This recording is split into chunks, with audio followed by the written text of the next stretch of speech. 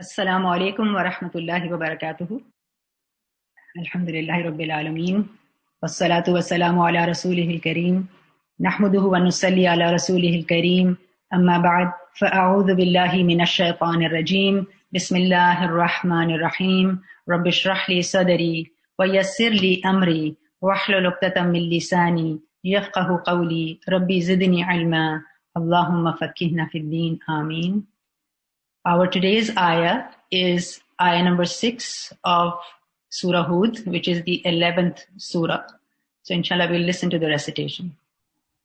وَمَا مِن دَابَّةٍ فِي الْأَرْضِ إِلَّا عَلَى اللَّهِ رِزْقُهَا وَيَعْلَمُ مُسْتَقَرَّهَا وَمُسْتَوْدَعَهَا كُلٌّ فِي كِتَابٍ مُبِينٍ. And there is no creature on the earth but that upon Allah is its provision, and He knows its place of dwelling and place of storage. All is in a clear register. وَمَا مِن دَابَّةٍ فِي الْأَرْضِ إِلَّا عَلَى اللَّهِ رِزْقُهَا. And there is no creature on the earth but that upon Allah is its provision. Dabba is everything that moves by itself, be it on its belly, meaning whether it's moving on its belly or its feet or fins like the fish have, or the wings. Anything that can move and moves by itself is called a dabba. So every creature, whether it flies in the air, whether it swims in the water, whether it is crawling, or it can run, or it walks, whether on 2 feet like we do, or 4s like other animals, all creatures, from the minutest of bacteria, microorganisms, to the largest of animals, their rizq, their provision is upon Allah subhanahu wa ta'ala. Ala Allahi rizquha. Upon Allah is its provision. What does that mean? That Allah subhanahu wa ta'ala provides it. So the reliance should also be on Allah subhanahu wa ta'ala. Allah knows what to give, whom to give, and how much to give. And what is rizq? What is sustenance? Often the term rizq is understood as material provisions in the form of wealth, food, our jobs, and so on. However, rizq can be defined as anything that brings benefit or goodness. Thus, in addition to all material things like food, water, home, protection, rizq includes family ties, love, spirituality, our faith, iman that a person has, guidance from Allah subhanahu wa ta'ala, intellect, health, everything that is beneficial to a human being or to any creature is his rizq. And what is the part of the ayah which says that ala Allahi rizquha, its rizq or its provision, meaning whatever is destined for it, whatever is destined for that creature, that is what they will get. And secondly, it also means that all that a creature needs to survive and remain alive. This means that even the air that we breathe is a form of rizq from Allah subhanahu wa ta'ala. So, ala Allahi rizquha, Allah subhanahu wa ta'ala is the provider, the sustainer, and the one who decides. Human beings take many blessings of Allah subhanahu wa ta'ala that they need for their survival and well-being for granted. How many of us think that the air that we breathe is a blessing from Allah subhanahu wa ta'ala, or that the land we are walking on, this is a great blessing of Allah subhanahu wa ta'ala, the way He has created the earth and how everything is serving the humanity and the creatures in general. Everything is part of the ecosystem. How the plants play a role in producing oxygen we breathe, and the process of rainfall provides water for us to drink, for animals to drink. It nourishes the crops as well as the animals. And then it's all part of the food chain. It is a source of food for both humans and animals. In Surah Qaf, Allah mentions that, and we have sent down blessed rain from the sky and made grow thereby gardens and grain from the harvest, and lofty palm trees having fruit arranged in layers, rizqan lil ibad, as provision for the servants. So we see that This entire universe is in a way serving humanity and serving the creation of Allah subhanahu wa ta'ala. The planets that we see high above us in the sky as stars, all of this is part of the provision of Allah subhanahu wa ta'ala. It is serving Allah's creations. And we learn in Surah Al-Dhariyat, ayah number 58, Allah says, Inna Allah huwa ar-razzaqu dhul quwwatil mateen. Indeed, it is Allah who is the continual provider, the firm possessor of strength. Allah is ar-razzaq. So this is one of the names of Allah subhanahu wa ta'ala and his attribute that he is the provider. He is the bestower of sustenance. He is the one who creates all means of nourishment and subsistence. And he is the one who provides all that is needed. He provides the means of support for the body, the mind, and the soul. So where Allah subhanahu wa ta'ala has provided us with our bodily needs, he also provides us with the needs of our soul. He has also provided guidance to us, the hidayah from the deen, from the Quran, which nourishes our soul. And the deposits, the treasures, the blessings of Allah subhanahu wa ta'ala are enormous. And even if all the creation takes what it needs, the treasures of Allah subhanahu wa ta'ala would not be diminished. We learn from a beautiful hadith, which is referred to as a hadith Qudsi. Hadith Qudsi is a hadith in which Rasulullah sallallahu alaihi wasallam narrates what Allah has said. So these are the words of Rasulullah sallallahu alaihi wasallam, but he is mentioning what Allah has said. So he says that Allah says that, O my servants, if the first of you and the last of you and the humans of you and the jinn of you were all to stand together in one place and ask of me, and I were to give everyone what he requested, then that would not decrease what I possess, except what is decreased of the ocean when a needle is dipped into it. Can you imagine the vastness of the treasures of Allah subhanahu wa ta'ala? This shows to us his greatness, his majesty, and how dependent we are on Allah subhanahu wa ta'ala.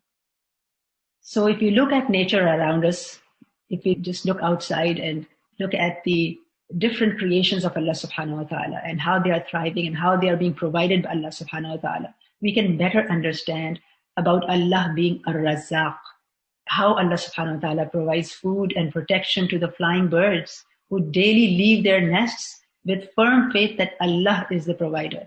And because of their faith, because of their reliance of Allah subhanahu wa ta'ala, they return home with their stomachs full. And Allah is the one who provides food, water, air, and sunlight to a small seedling as well. And by his grace, that seedling grows into a plant. Now that the weather is changing, we can see how those plants which were dead from the winter snow are thriving again. They are sprouting again. And it seems impossible when you look at those trees which seem so dry and lifeless in the winter, that how those leaves come back and how life comes back, and how Allah subhanahu wa ta'ala provides for all creation. And with the spring, you can see this life coming back. And this is all from the mercy of Allah subhanahu wa ta'ala and from his powers. Similarly, we see that Allah subhanahu wa ta'ala, takes care of his creation in the depth of oceans as well. Even, the microscopic insects in the depths of ocean where there is no light, there is a world of Allah's creation there as well, and Allah is providing to them too. We learn that Allah subhanahu wa ta'ala says in Surah Al-Kabut that كَأَيٍّ مِّن دَابَّةٍ لَا تَحْمِلُ رِزْقَهَا اللَّهُ يَرْزُقُهَا وَإِيَّاكُمْ. And how many a creature carries not its own provision. Allah provides for it and for you, and he is the hearing and the knowing. Human beings have the habit of hoarding things. We store our food. We make sure our pantries are full, and we feel so apprehensive when there's a lockdown, that what's going to happen to our grocery and what's going to happen to the things that we need and we want. But we see all other creatures of Allah subhanahu wa ta'ala, they do not carry their provision for them, or they hoard their provision for them. But they have this reliance on Allah subhanahu wa ta'ala, and Allah provides for them. So what does that teach us as well? That we must rely on Allah subhanahu wa ta'ala and know that Allah is taking care of all of us. He is ar-Razzaq. He will provide for us from his unlimited means. However, we need to be aware that rizq, the provision, does not come easily. Like all creatures, humans also must make the effort to earn a living. So we have to make that effort. We have to strive and work hard to earn our provision.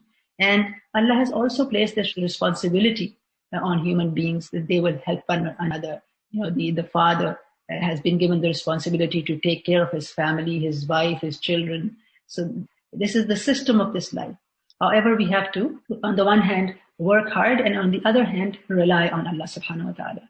Umar bin Al-Khattab radiallahu anhu reported that the Messenger of Allah sallallahu alaihi wasallam said that if you were to rely upon Allah with reliance due to Him, He would provide for you just as He provides for the birds. They go out in the morning with empty stomachs and return full.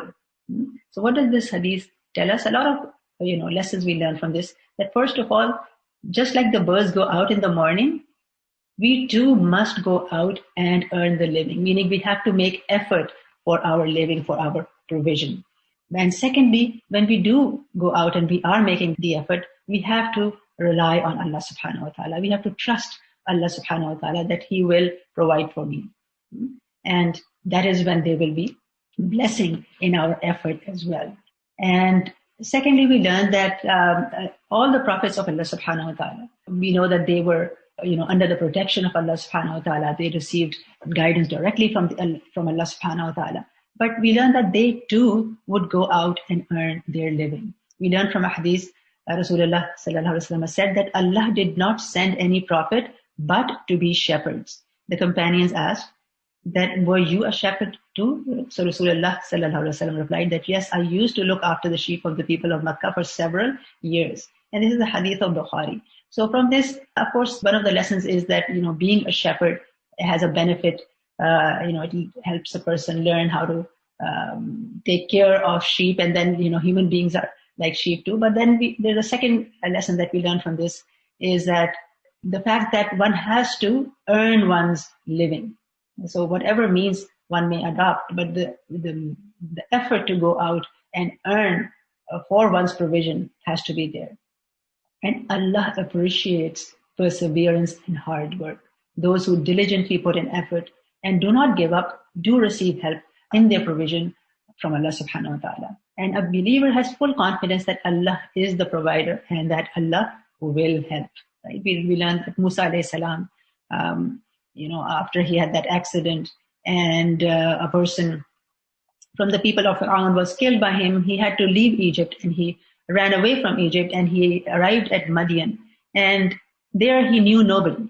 And he was a complete stranger. He couldn't go back to his own country. And then he made dua to Allah subhanahu wa ta'ala that, Rabbi inni lima anzalta ilayya min khairin faqir. That, oh Allah, whatever you send my way, I am indeed in need.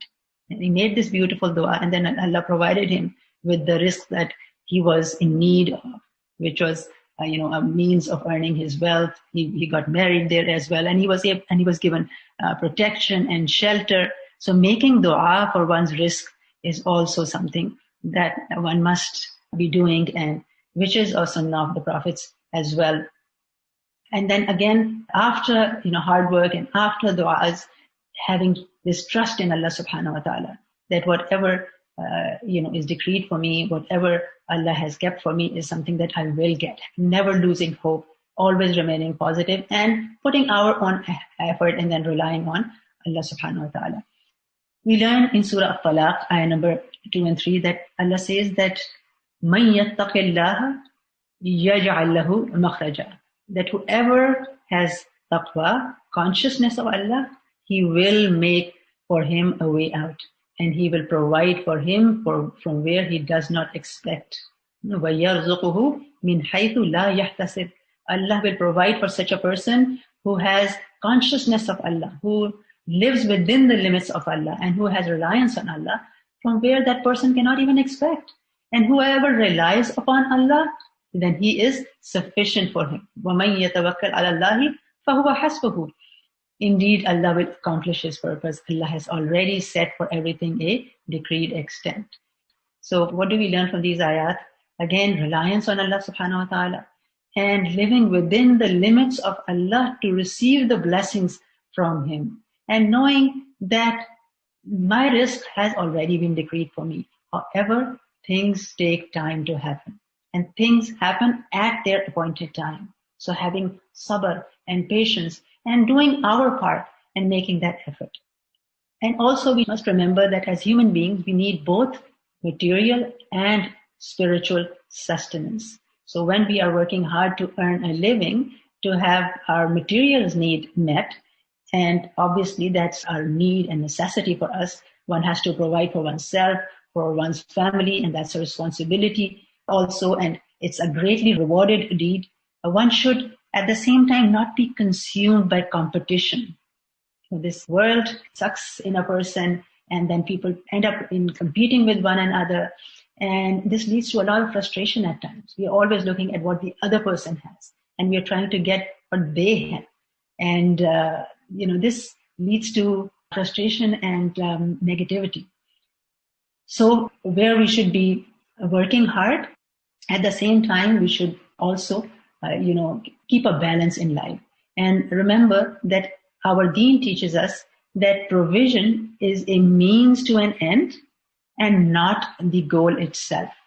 One must prioritize the worship of Allah subhanahu wa ta'ala, living within the limits of Allah subhanahu wa ta'ala, taking time to worship Allah, and also keep time for spiritual growth, to learn about our deen, right? To spend time learning and spreading the message as much as one has the ability and the time to do, of course, and taking that time out, making that a priority as well. Because as we have learned that human beings are a combination of body and soul. So we are not just our bodies, that if we fulfill the needs of our bodies, if we have, food and other needs of our body, then we will be happy and content. We have seen that people have so much wealth and still they're not happy.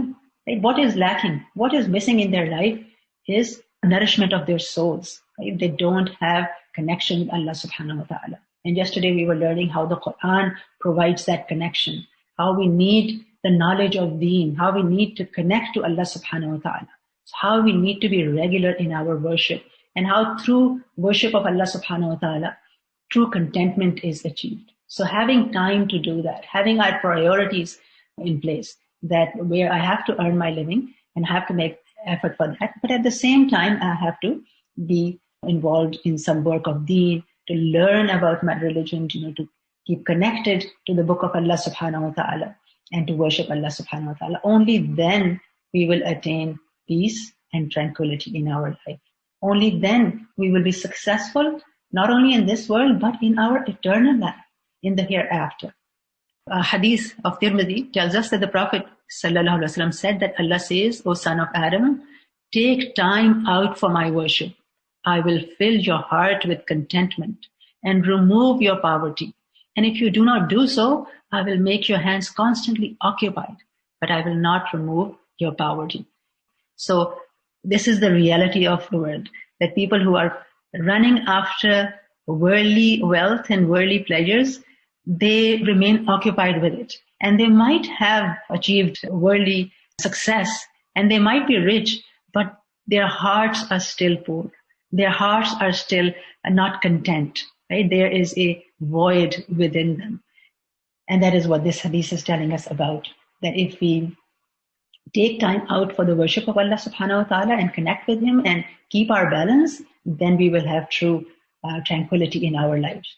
And this also teaches us that one should be moderate in pursuing the provision to fulfill one's needs and keep time and energies for the worship of Allah subhanahu wa ta'ala. And whatever provision has been decreed for a person, they will get it anyway.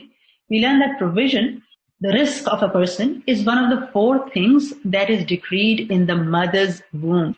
So as the child is conceived, at that time, their provision for the rest of their life is decreed. In a hadith in Sahih Muslim, we learn that as the child is conceived and then it becomes a lump of flesh, and 40 days later, Allah subhanahu wa ta'ala sends His angel to it with instructions concerning 4 things. What are they? Livelihood, death, deeds, his fortune and misfortune. So out of these, the livelihood, the risk is what we are talking about, that it is already decreed for a person even before they are born. So what does that teach us? that whatever is decreed, we will get it anyway, right? So there's no point in preoccupying ourselves with what Allah has already decreed and then neglecting our other responsibilities. As we have already been discussing, that one has to make effort to earn. So that's part of the way this life has been constructed, or the way this life is, that you have to still go out and earn. But we have to keep that balance. Likewise, there's no point in adopting impermissible means to earn wealth. Indulging in acts of disobedience never increases provision. And one is only going to get what was already decreed. But, sometimes there are these tests that a person is exposed to, difficult time, his provision might be restricted, and then, he's tested that whether he will remain on halal risk or will he try and get risk by any means available to him, even if it is something which is impermissible. So this is part of the test of life. And a believer realizes that, he has to remain within the limits of Allah subhanahu wa ta'ala. Likewise, he also realizes that whatever provision he has should also be spent or used in a responsible manner. As Muslims, we have been told that we should never squander our wealth.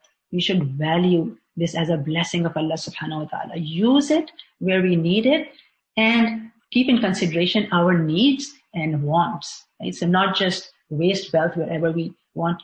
In Islam, our wealth does not truly belong to us. We understand that this is something that Allah has given to us, and it is like an anana where we can spend it on our needs, but at the same time, we cannot squander it away. We cannot just waste our wealth wherever we want to. We will be questioned about how we earned our wealth and where we spent it. So we have to be very careful about it. And when we are given provision by Allah subhanahu wa ta'ala, any form of risk, there is responsibility attached with it. And that is of sharing with others. So one of the ways in which Allah facilitates the risk for a person is that He gives them the ability to earn. He provides the resources, the right environment, which may not have been given to others, right? So you see that some people, they have more abilities, they have the right resources, the right environment, and then they're able to earn more than the others. And this is also a risk from Allah subhanahu wa ta'ala. And the one who is given more has more responsibility as well on them, that they must share that blessing with those who have less. And this is part of the test of this life, that some are given more and some are given less. So sharing is something that is mandated on the one who has more. And sharing is also a way of expressing gratitude for what one has. So to express gratitude for the blessings of Allah subhanahu wa ta'ala, we must share those blessings with others. And the concept of zakah is based on this, that those people who have more must share some of their wealth with those who have less. And we learn in ayah 7 of Surah Ibrahim, Allah says that وَإِذْ تَأَذَّنَ رَبُّكُمْ لَإِنْ شَكَرْتُمْ لَأَزِيدَنَّكُمْ. And remember, when your Lord proclaimed that if you are grateful, I will surely increase you. Right? So Allah will increase the wealth of a person, the provision of a person when they share it with others. And this is something that all of you must have seen around you as well, that those people who are involved in helping the community, they are doing a lot of work for the community, and especially spending their wealth and their time and their skill for helping people for the sake of Allah subhanahu wa ta'ala. They are blessed by Allah subhanahu wa ta'ala. Right? So the more a person spends, the more Allah gives to them. And at this time, what stops a person from this very virtuous act and what brings them many blessings are the whisperings of shaitan. Because we learn in Surah Al-Baqarah, Allah says that shaitan, he threatens you with poverty and orders you to immorality, while Allah promises you forgiveness from him and bounty. So, this feeling that if I spend my wealth, then I will become poor, or if I'm giving away my money, then I am losing out. These feelings are from shaitan. Ash-shaytanu ya'idukumul faqr. Shaitan is the one who threatens us with poverty. Shaitan exploits insecurities of a human being. He whispers to him that so that he becomes anxious. Right? He whispers that, if you're going to spend, this is your money. How will you make this money back? Or why should you be spending this money? Right? So as I said, that in Islam, we don't think that this is my money. We just think of it as a blessing from Allah subhanahu wa ta'ala. We use it for our needs, and then we also share it. And shaitan whispers so that a person, either become stingy, or he wants to make more and more money, and he may end up consuming something unlawful. So, one should be very careful and keep our priorities correct. Because shaitan makes one think that spending in the way of Allah would reduce his provision and that he should be saving things for the rainy day, and one must be saving for the rainy day. But as I said, that one must share, the wealth also. So what have we learned so far? That first of all, we have to make an effort to earn. And at the same time, we must have reliance on Allah subhanahu wa ta'ala. We must have tawakkul on Allah subhanahu wa ta'ala. And we must earn halal. We must remain within the limits of Allah subhanahu wa ta'ala. Because everything that we will get, whatever our provision is already decreed for us. But we will be tested through hard times. And we have to make sure that we remain within the limits of Allah subhanahu wa ta'ala. There's no use in indulging in acts of disobedience because it will never increase the provision. Provision is already decreed for a person. However, we will be tested. And that we have to share. We don't have to listen to shaitan when he tells us that, be stingy or that you will become poor, but rather we share. And the more we share, what has Allah subhanahu wa ta'ala told us? That la in shakartum la azidannakum. That if you are grateful, and part of gratitude is to share, that I will surely increase you. So life is a test. This world is temporary. We have to live within the limits of Allah subhanahu wa ta'ala and place our trust in Allah. And the best provision of all that Allah has kept for us and will give to us if we remain within His limits is Jannah. We learn in Surah At-Talaq, which is the 65th chapter, in verse 11, that وَمَنْ يُؤْمِن بِاللَّهِ وَيَعْمَلْ صَالِحًا يُدْخِلْهُ جَنَّاتٍ تجري من تحتها الأنهار خالدين فيها أبدا قد أحسن الله له رزقا. And whoever believes in Allah and does righteousness, He will admit him into gardens beneath which rivers flow, to abide therein forever. Imagine that life is forever and the provision of Jannah is forever. Allah will have perfected for him a provision. قد أحسن الله له رزقا. So in Jannah, there is no effort. The rizq has been prepared by Allah subhanahu wa ta'ala. So قَدْ أَحْسَنَ اللَّهُ لَهُ رِزْقًا. Allah has perfected for him a provision there. So that's a great encouragement for a person to trust in Allah subhanahu wa ta'ala, remain within His limits and work for Jannah, spend their wealth to earn Jannah. So again, coming back to today's ayah, وَمَا مِن دَابَّةٍ فِي الْأَرْضِ إِلَّا عَلَى اللَّهِ رِزْقُهَا وَيَعْلَمُ مُسْتَقَرَّهَا وَمُسْتَوْدَعَهَا كُلٌّ فِي كِتَابٍ مُبِينٍ. And there's no creature on earth but that upon Allah is His provision, and He knows its place of dwelling and place of storage. All is in a clear register. وَيَعْلَمُ مُسْتَقَرَّهَا وَمُسْتَوْدَعَهَا. Mustaqar is the place of residence of someone. So this could be the place of residence in dunya, wherever it is, whether one or more. And this can also refer to, meaning the house of a person, the home of a person. And then mustaqar can also refer to the womb of the mother, where, the child stays for some time, for 9 months, and then he grows there. So mustaqar is the place of residence or the womb of the mother. And mustawda'aha, so Allah knows it's mustaqarra and also mustawda'aha. Mustawda', on the other hand, is the place where an amana is deposited. So literally that's what it means. Mustawda' is the place where some amana is kept, so a storehouse. So this refers to two things. One is the grave of a person. So Allah knows where a person resides in the dunya, and Allah knows where his grave will be. And this can also refer to the loin of the father, right? So even before the birth of a human being, you can say the seed, which is in the loin of the father. So even at that stage, Allah subhanahu wa ta'ala knows, about the human being. So this has been mentioned to show the perfect knowledge of Allah subhanahu wa ta'ala, the vastness of Allah's knowledge, and also control over His creation, that He is aware of the resting place in this world and in the hereafter. He knows even before a child is born that, where will he reside in the world and where will he end up, where will his grave be. And likewise, even before a child is conceived, He knows that seed in the loin of the father, and He knows the womb of the mother, where he will begin his life. And not only that, kullun fi kitabim mubin, and all of it is in a clear register, which means that every detail, the risk of a person, his resident, his mustaqar and his mustawda, meaning where he will live, where he will die, how he will spend his life. Everything is recorded. So everything that the creation does, whatever happens to them, is recorded.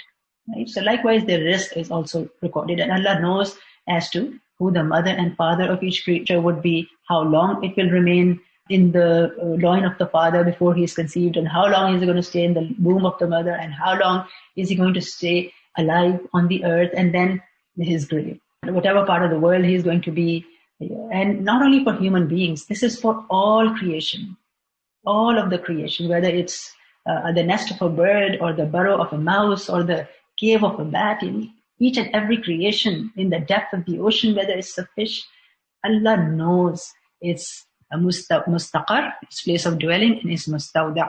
Right? So perfect knowledge of Allah subhanahu wa ta'ala. So by mentioning this and knowing that Allah is aware of the circumstances of His creation, this helps to inculcate this trust in Allah subhanahu wa ta'ala, and trusting His perfect knowledge and His wisdom, and relying on Allah subhanahu wa ta'ala. Right? And knowing that Allah subhanahu wa ta'ala would distribute provision among people. Some are given more and some are given less. So this is also part of the wisdom of Allah subhanahu wa ta'ala. This distribution of wealth is part of the wisdom of Allah subhanahu wa ta'ala, and this is part of the test of this life as well. That in this life, some people are given some things more, they are blessed more in some aspects of their life, and then in some aspects they are being tested. It's challenging for them. But we don't see those aspects. We only see and focus on what we don't have and the other person has, right? And we feel deprived. But we must trust Allah subhanahu wa ta'ala. Allah is not unjust. Allah is testing everyone, and some are given more in some aspects and some in less. We learn in Surah Sabah, ayah number 39, we learn that قُلْ إِنَّ رَبِّي يَبْسُطُ الرِّزْقَ لِمَنْ يَشَاءُ مِنْ عِبَادِهِ وَيَقْدِرُ لَهُ. Say, truly my Lord, my Rabb enlarges the provision for whom He wills of His slaves, and also restricts it for him. Right? So Allah subhanahu wa ta'ala has in His hand whether the provision of someone will be increased, right? It will be expanded for them, or it will be restricted. And if this can happen at different stages of a person's life, at time the risk is restricted, and then later on they get more. Sometimes people have more risk in their childhood, and later on they have some difficulty. So this is all part of the test that people go through.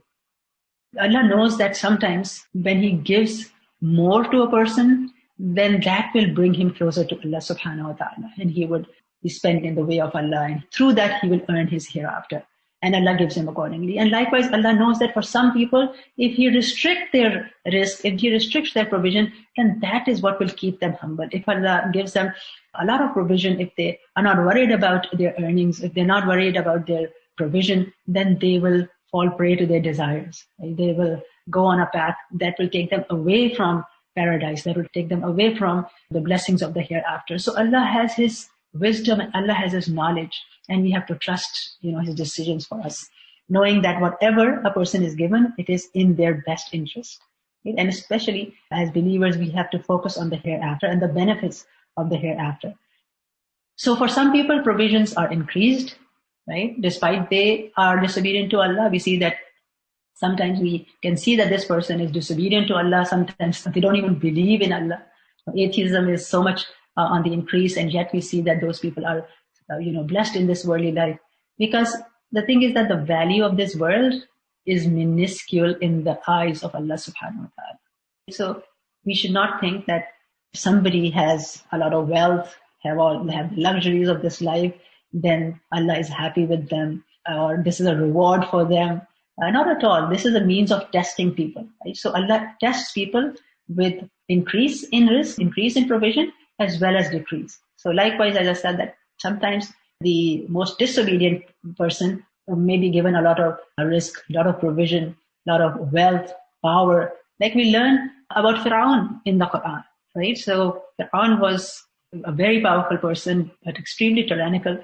And we learn about him that how he has eventually been doomed to the hellfire. But yet we see that from the worldly aspect, he had all the blessings, but they were a test for him.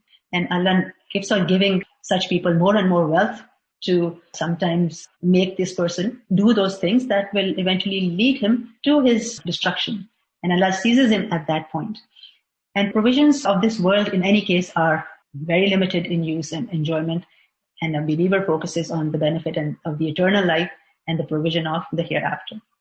And, in the hereafter, there is no lack of enjoyment from the provisions of Allah. They will remain there forever, and there will be no boredom, there will be no effort, there will be just enjoyment. Right? So somebody who is making effort and yet, is not able to earn, one must kind of trust the decision of Allah subhanahu wa ta'ala and know that even if they have challenging time in this world, the blessings of the hereafter, if they remain within the limit of Allah subhanahu wa ta'ala, are limitless and endless. So what do we learn? That first of all, Allah is Ar-Razzaq. He has complete control.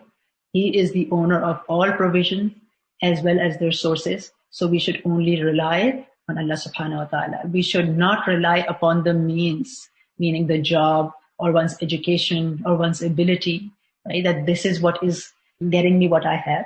These are just the means that Allah has provided to us. And we should rely on Allah subhanahu wa ta'ala. And then we must try our best, but be content with what is given to us by Allah subhanahu wa ta'ala.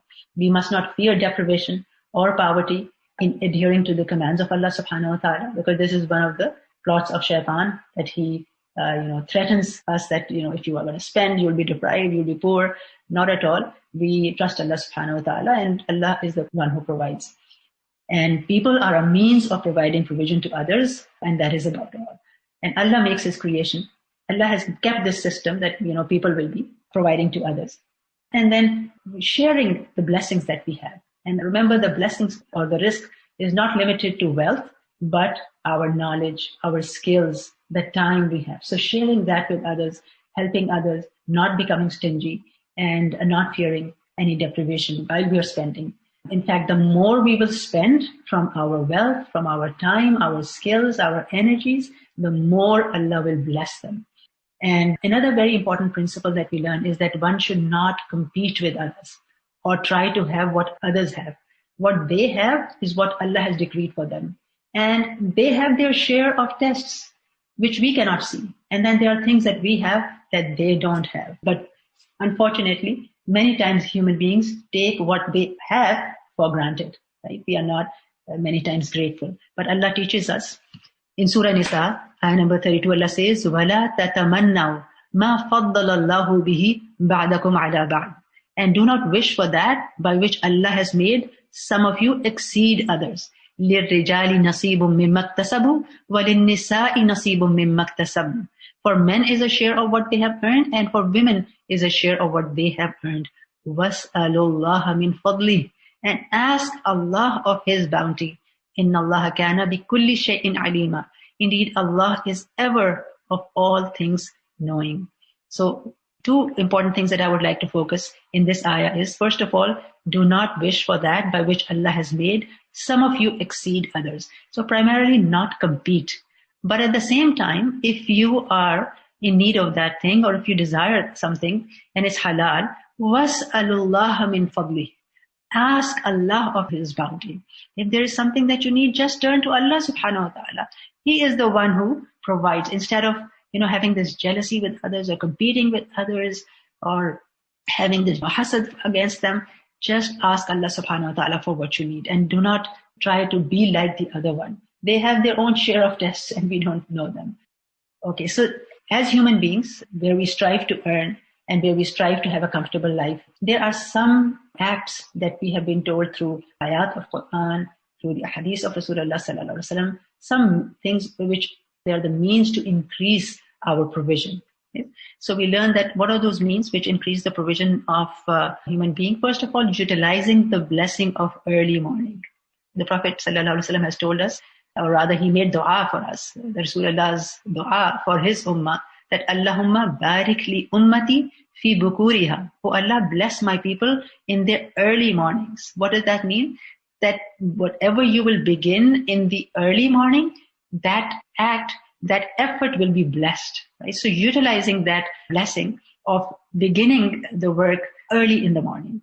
And in this hadith, we learn that whenever Rasulullah sallallahu alaihi wasallam sent out a detachment or an army, He sent them at the beginning of the day.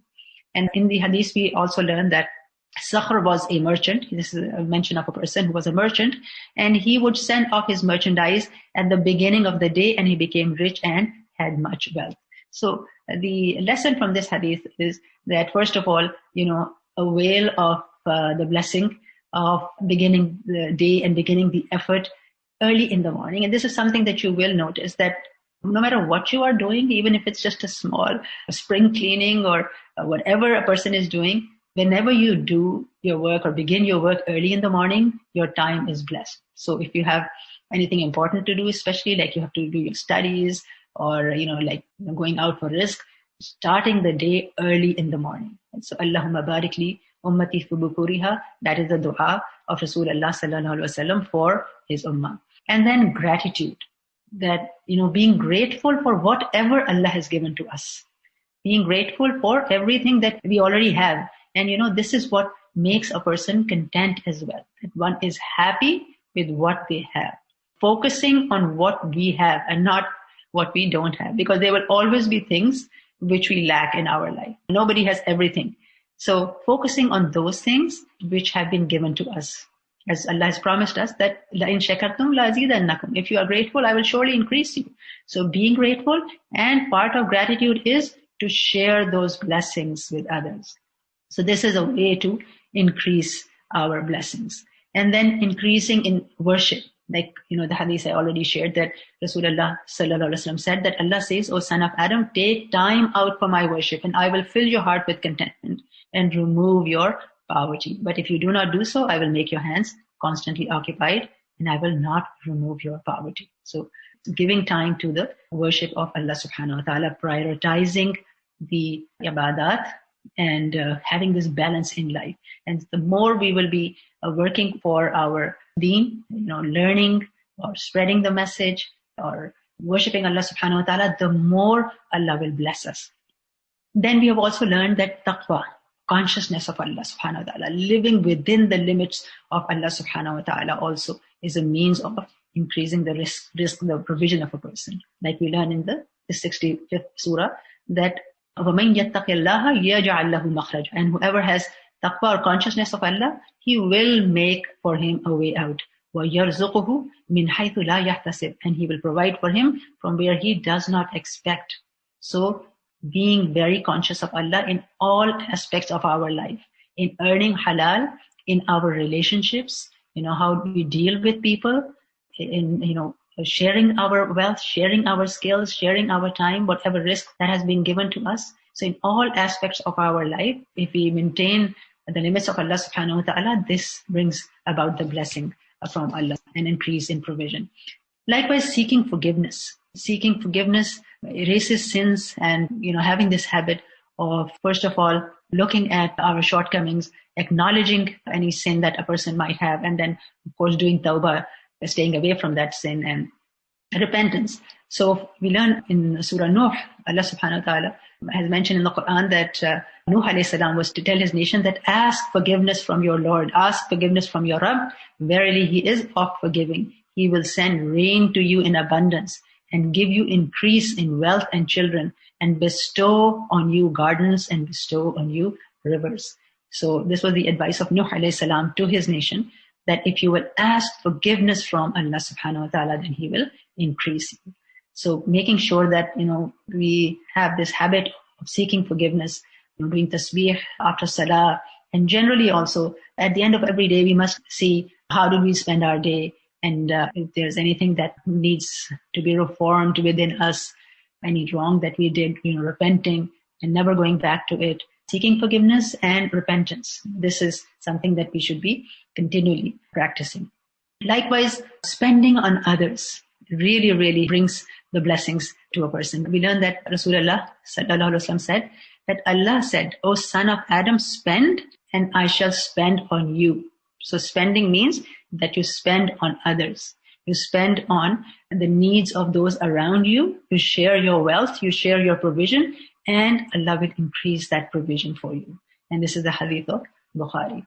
And as I said, that you will see that many people who are rich, who have been blessed by Allah subhanahu wa ta'ala, of course this is not for all, but most of them you will see that they do have this habit of helping others, helping humanity. The more a person helps humanity, the more Allah blesses their wealth.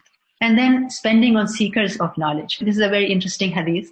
We learn that there were two brothers during the time of Rasulullah sallallahu alaihi wasallam, and one of them used to come to Rasulullah, and the other had some business. So one of them would come to Rasulullah to learn, to seek knowledge. So he would be in the gathering of Rasulullah and he would be learning. And the other brother had some business, meaning he would go out and work. So the businessman, the brother who used to go out to work, he came to Rasulullah sallallahu alaihi wasallam and complained to him about his brother. What was the complaint? That, he doesn't go out and work and I'm the one who has to go out and work, and that kind of a complaint. So Rasulullah sallallahu alaihi wasallam said to him that perhaps you are provided for because of him, meaning that the fact that you are going and doing the business and then you are being provided is perhaps because you are providing him, meaning you are supporting him and he is spending his time in learning. So because of that, Allah is blessing your provision. So from this, the scholars say that spending on the seekers of knowledge, on students of knowledge, sponsoring them, helping them, this brings blessing to the provision of a person. Likewise, giving sadaqah, charity, the person never ever loses anything what is spent in the way of Allah subhanahu wa ta'ala. We learn in Surah Sabah that وَمَا أَنفَقْتُم مِّن شَيْءٍ فَهُوَ يُخْلِفُهُ وَهُوَ خَيْرُ الرَّازِقِينَ. And whatever you spend of anything in Allah's cause, He will compensate it, and He is the best of providers. فَهُوَ يُخْلِفُهُ shows to us that He will bring it back in different ways, right? So whatever a person spends, Allah will compensate for it.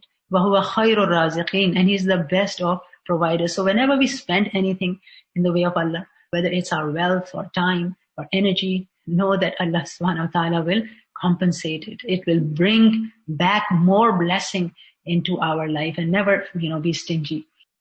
And then we learn that maintaining ties of kinship. Maintaining ties of kinship, we learn from hadith that whoever would like his provision to be abundant and his lifespan to be extended, let him uphold his ties of kinship.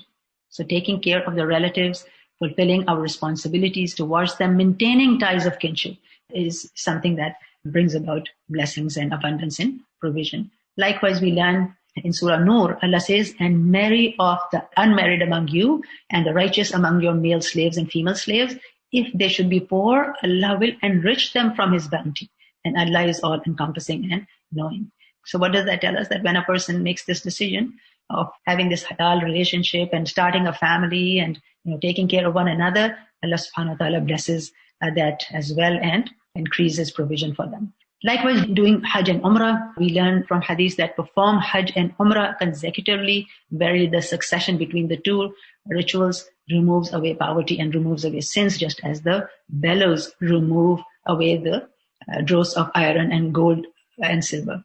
And a Hajj not mingled with a sin has no reward except paradise. So going for Hajj and Umrah these days, of course, is very difficult, but struggling in the way of Allah subhanahu wa ta'ala. And Hajj and Umrah is a type of jihad fi sabilillah. So whenever a person is able to go for Umrah and Hajj, that is certainly encouraged. Likewise, making dua. Making dua, we learned earlier as well that if you want something, you need something, make dua to Allah subhanahu wa ta'ala instead of competing. But otherwise also, making dua. We learn this from the sunnah of Rasulullah sallallahu alaihi wasallam. Salama radiyallahu anha, the wife of the Prophet sallallahu alaihi wasallam, narrates that when the Prophet sallallahu alaihi wasallam would pray the morning prayer, the Fajr prayer, he used to say, after making the taslim, meaning after finishing the salah, Allahumma inni as'aluka ilman nafi'a wa rizqan tayyiba wa amalan mutaqabbala.